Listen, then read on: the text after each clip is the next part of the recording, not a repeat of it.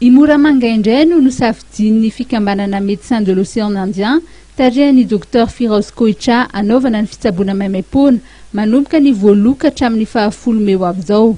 Andian'ny 40 ho tanterahana eto Madagasikara izy ity ka olona 2 alina no raisiny sy ho tsaboana maimaimpoana. Raha tsy tratra io izy io dia tsy mahomby ny iraka hoy ny Dr Koitra io maraina io teny Ambohibao. Alors cette mission avec 10 participants. Ça se gâche, ça se franco-réunionnais.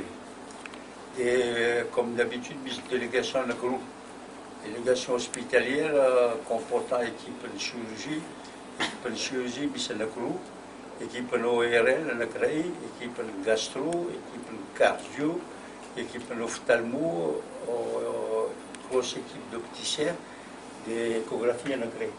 Nous avons les compositions des délégations hospitalières, j'ai remis ensemble l'hôpital de Moramanga en restant pendant toute la mission. La mission va se faire du lundi 1er mai jusqu'au mercredi 10 mai. Full total.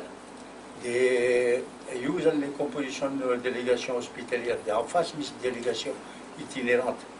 J'ai remis à Télan de Moramanga demandé à me tanen Anjil, Rwanda, en Passibé, Rwanda, et Maroy, Réan.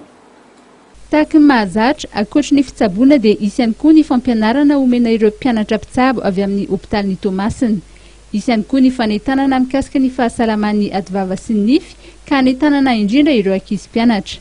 Anisan'ireo mamady volan'ity iraka ity ny vondrona SMTP izay efa nandefa ireo entana milaza 20 taonina nanomboka tamin'ity herinandro ity. Toy ihany koa ny tanànan'ny Sainte Suzanne Atsila Réunion sy ny fikambanana Angela izay hanolotra vary 2 taonina sy akanjo 10 baoritra ho an'ireo tsaboana any amin'ny faritra Aloatra Mangoro.